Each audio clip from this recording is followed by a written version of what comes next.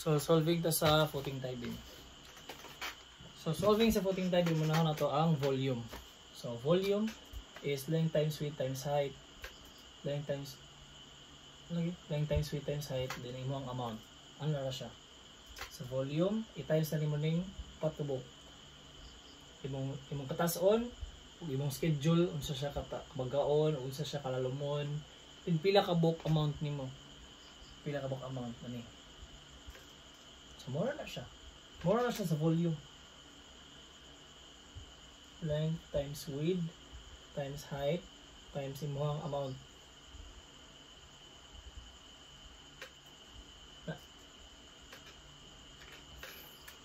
Ano na, di ba? Kung ano mo ang volume, ano kay answer? Cubic meters. So kung makuha na nimo ang cubic meters nga na, i-times na nimo sa multiplier nga base sa book para makuha nimo ang number of bags, cement, ug imong gravel. Bags of cement, sand o gravel. Makuha nimo ang mga values nila. Okay. So mura na siya. So una ta sa number of stirrups kay kani ang lisod. So kanito buhaton sa solving sa stirrups, the number of stirrups.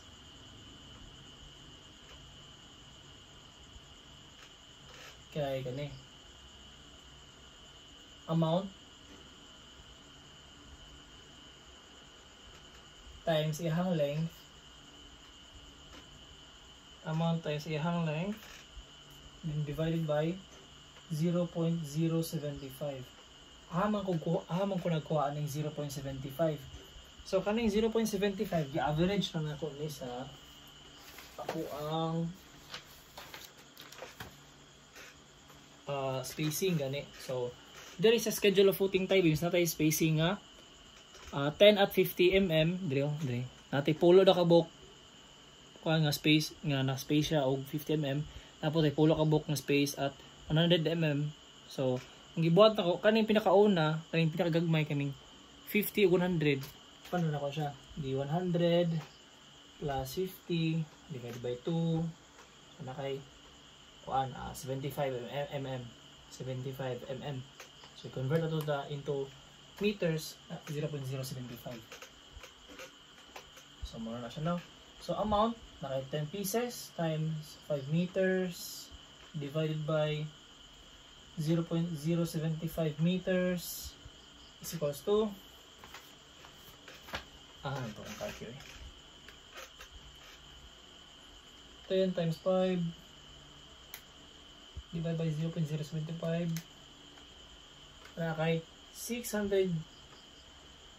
So 666 dito na lang 67. May man na maghinubra ka kasi magkulang 667 pieces dito na siya. So, na kay number of stirrups. So, kung na kay number of stirrups, i-solve na to siya. Pila ka buok.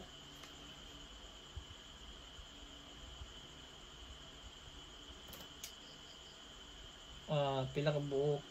Baka ito ma-solve. So, sa isa ka stirrup, ang magasto na to diha is paan. Atan. Ito sa ato ni. Palitan mo na ito ang FTB 0.3.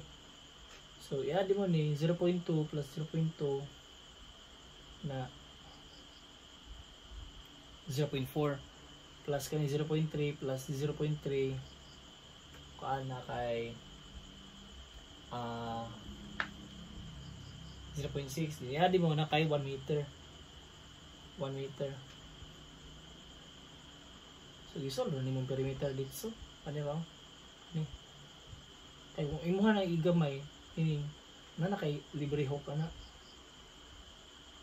Na kay libre atong pilo gani. So 1 meter to magasto ani.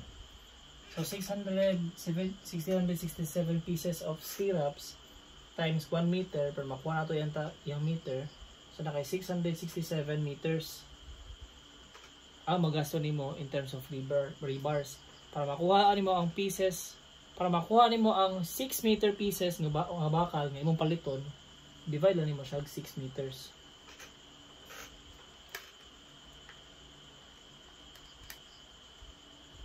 So ang magawas ani 111 0.16. Di man ka maka-order og fraction aganing minudo nga bakal, so 112 na dito. So 112 pieces of 12 mm 6 meters nga rebar. Ano siya? So nakuha na to ang rebar. Goods na lang. Footing tie beam. Kuha na itong stirrups. So pwede na to. Kuhanon. Mubuo na punta sa uban. So kani pwede na to ang the number of horizontal bars.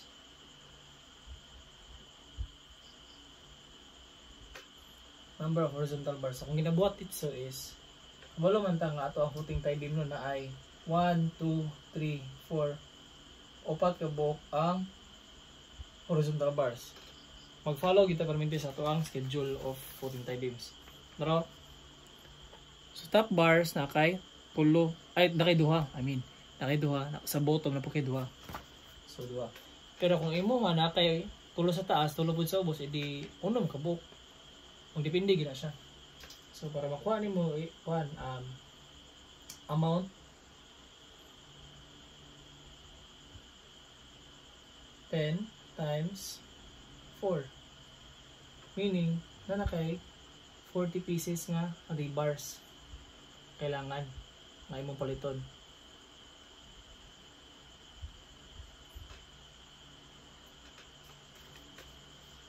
Or na siya sa rebars dito na. Ay balik dito sa stirrups dahil para makuha po rin natin ties. So previously sa number of stirrups na to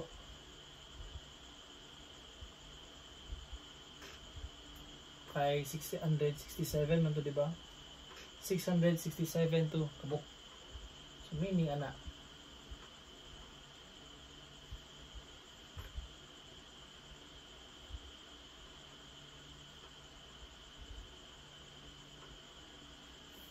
palitan kaning box mo itong stirrups. Dili nga point, every intersection maghigot juga na hikta na nimo tanan og alambre. So usawa na siya pag-solve. So para makuha itong number of ties, GI tie wire solving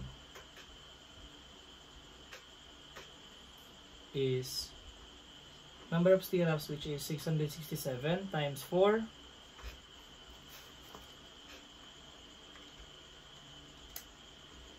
na kay 2,668 ka ties, meaning 2,668 ka book mong hiktanan. Para ma-convert na siya into kilograms, i-convert na siya into meters. So 2,668 times 0.3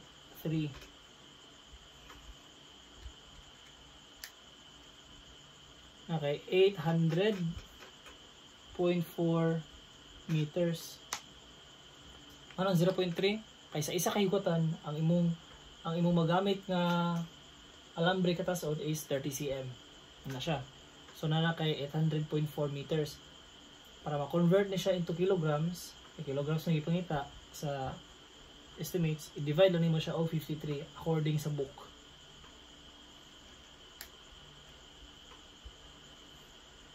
So na kay 15.10 kilograms. Pwede na mo i-round up or dili. As is lang ako eh. So muna siya. Nasolve na itong GI tie wire.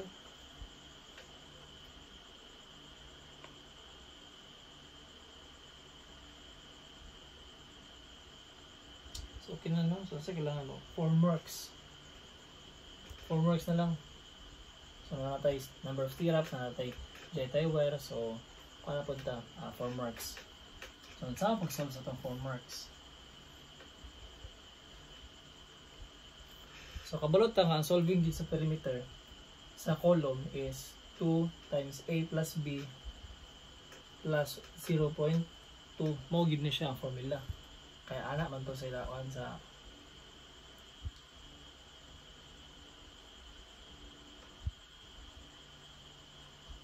anak man to sa column. Pero sa footing tie beam, anak man siya oh. bangag kayuta ana.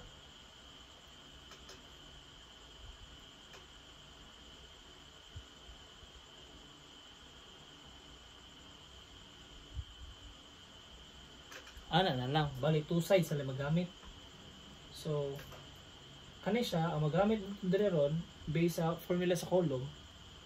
So ang perimeter natong solving is kani a plus b man ni a ug b man ni kani b na nabilin. So 2 times b.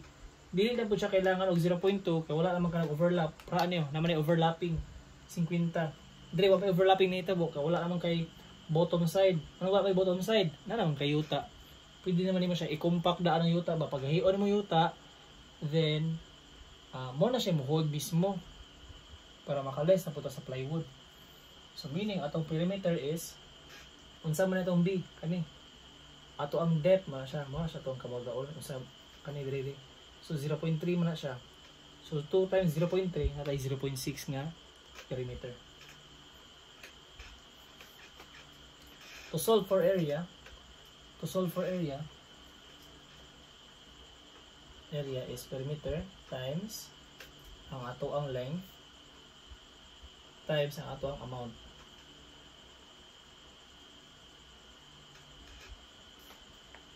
So 0.6 times 10 okay. Sorry. Times 5 di times 10.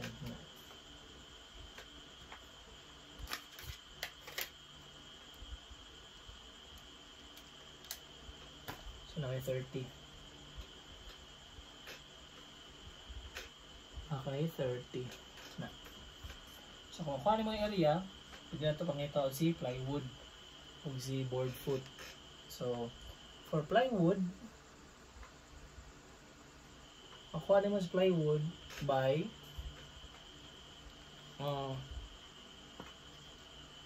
area, i-divide mo siya og 2.88 according sa book.